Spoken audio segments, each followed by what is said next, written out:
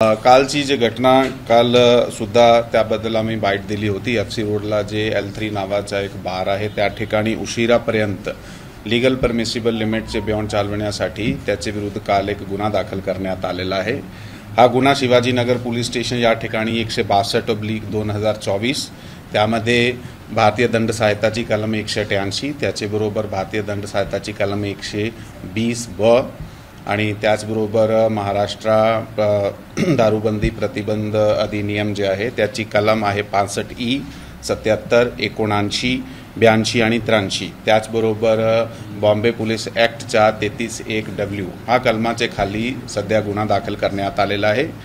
हा गुन्हा जे आहे ते 9 आरोपीचे विरुद्ध दाखल करण्यात आलेला आहे। त्यामध्ये आरोपी जे आहे जसा काल पण सांगितला होता की त्यामधनं 2 मूल मालक आहे, संतोष विठ्ठल कामठे, सचिन विठ्ठल कामठे।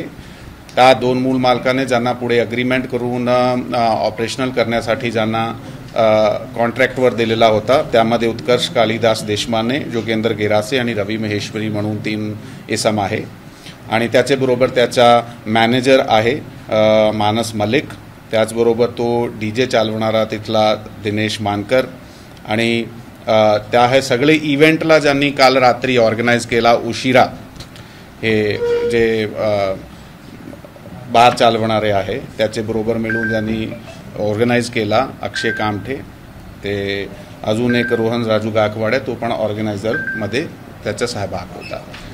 तर ते हा 9 मधनं 8 जे आरोपी आहे त्यांना सध्या ताब्यात घेण्यात आलेलं आहे, त्यांना अरेस्ट करण्यात आलेलं आहे, त्यांना आज माननीय कोर्टाचे समोर पेश करण्यात येणार आहे।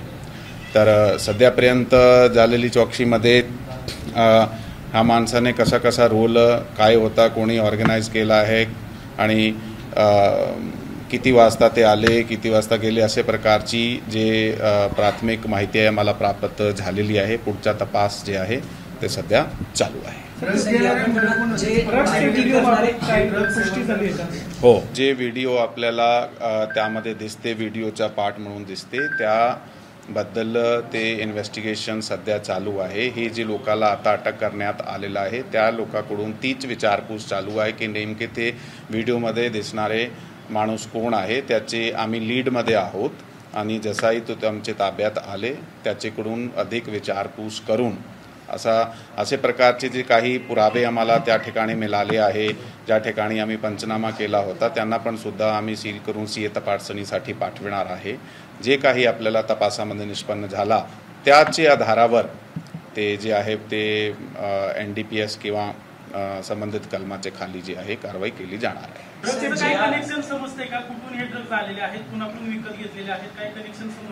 सध्यापर्यंत ज्यापर्यंत हे जे माणसाचे व्हिडिओमध्ये मला दिसत आहे त्याला विचारपूस केल्यानंतर ही गोष्टी आपल्या समोर येईल।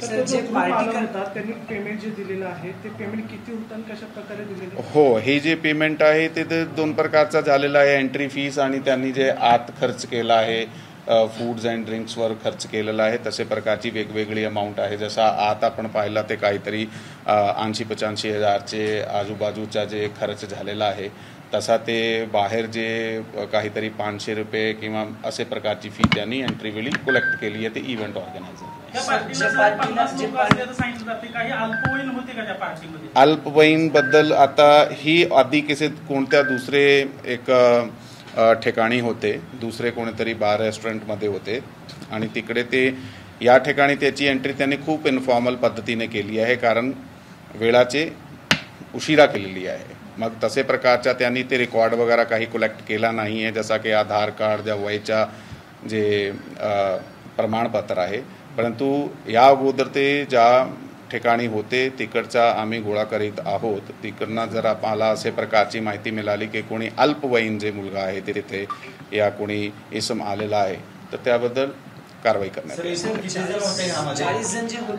40 ते 50 लोक रफली आपल्याला सांगितले गेले आहे। हो, त्यांना सगळ्याला तपासासाठी बोलवला जाणार। आयडेंटिफिकेशन BDOC बेसिसवर आहे आणि ज्या ठिकाणून ते आधी पार्टी करून आले होते तिथून आपण जे माहिती अधिक माहिती प्राप्त करून अशा प्रकारे त्याची माहिती गोळा करणार आहे आणि त्याचबरोबर आता जे अटक झालेले माणूस आहे त्याच्याकडून सुद्धा विचारपूसमधून काही लोकांचे नाम निष्पन्न होत आहे। आधीच्या पार्टीत आधी पण कुठे पार्टी केली होती काही का? हो, हा अशा प्रकारची आता it is a matter of investigation. त्यामध्ये ते कुठून आले होते ते आता तपासाच्या मुद्द्यामध्ये निष्पन्न होत आहे। जसंही आमच्या समोर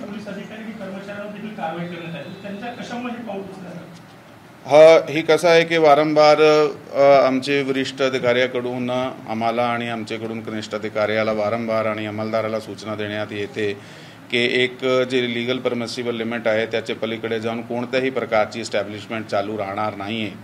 आता त्या रात्री जे काही अधिकारी आणि अंमलदार या विशेष एरियामध्ये रात्रगस्तीसाठी होते त्याची हे जबाबदारी होती। त्यामधून काही हलगर्जीपणा झालेला आहे, ज्या लक्ष चुकला आहे त्यामुळे ते डिसिप्लिनरी ॲक्शन घेण्यात आलेलं आहे। यामध्ये 2 अधिकारी आणि 2 अंमलदाराला निलंबित करण्यात आलेलं आहे। पुढची चौकशी जी आहे ती आता सध्या चालू आहे। मागील महिन्यामध्ये याच बारच्या विरोधात काही तक्रारी आल्या होत्या, स्थानिकांनी त्या तक्रारी केलेल्या होत्या, त्याबद्दल काही चौकशी केली आहे का? पोलीस स्टेशनकडे सध्या स्टेशन आणि जिल्हाधिकाऱ्यांकडे दोन्ही ठिकाणी या तक्रारी केल्या। पोलीस स्टेशनकडे सध्यापर्यंतची अशी तक्रारीची नोंद जी आहे ते आम्ही अधिक चौकशी करून चेक करतोय, पण सध्यापर्यंत ती माहिती आमच्याकडे प्राप्त नाही आहे। जे काही असेल तर त्याच्यावर कारवाई करण्यात येणार आहे। जर ते आले असेल तुमच्याकडे तरी पण कारवाई जर पोलिसांनी केली नसेल तर तर त्याबद्दल कारवाई केली जाणार आहे। तर we will hold an enquiry जर अशा प्रकारची काही आधी तक्रारी आलेली आणि त्याच्यावर कुठल्या प्रकारचे ॲक्शन घेतलं गेलं नाही, will work upon that. Thank you. हो, थँक्यू। जय हिंद, जय। तर पुणे पोलीस उपायुक्तांनी पत्रकार परिषद घेऊन व्हिडिओमध्ये दिसणाऱ्या मुलांचा आपण शोध घेत आहोत असं सांगितलेलं आहे। ड्रग्ज प्रकरणी 8 आरोपींना आतापर्यंत अटक करण्यात आलेली आहे आणि अटकेतल्या आरोपींची चौकशी सुरू असल्याचं देखील त्यांनी सांगितलेलं आहे आणि व्हिडिओमधल्या मुलांचा सध्या शोध सुरू असून त्यांना लवकरात लवकर चौकशीसाठी बोलावलं जाईल आणि जे कोणी या सगळ्यामध्ये दोषी आढळतील त्यांच्यावर निश्चितपणे कारवाई होईल असं देखील त्यांनी सांगितलंय। एबीपी माझा, उघडा डोळे बघा नीट।